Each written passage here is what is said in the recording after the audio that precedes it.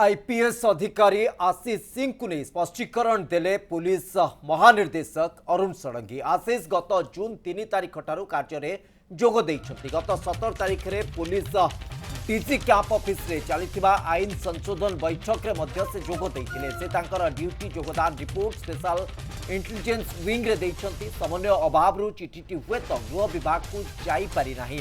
एबे गृह विभाग को एने अवगत करा जाइथिबा पुलिस डीजी अरुण षडंगी सूचना दी।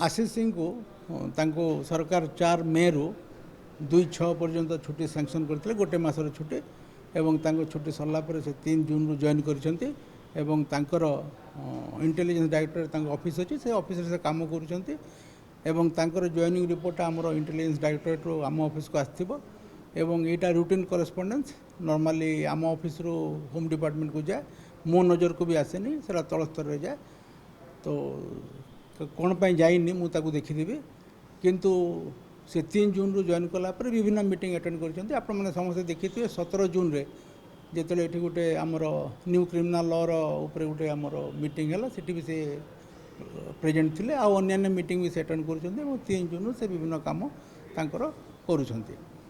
तेणु ये जो गृह विभाग जो चिठी आमको देइछि आम ऑफिस हुए तो कौटी रही जाइपारि ना रूटीन करेस्पंडेंस सेटा मुझे देखीदेवी कौन पाई जाइनी।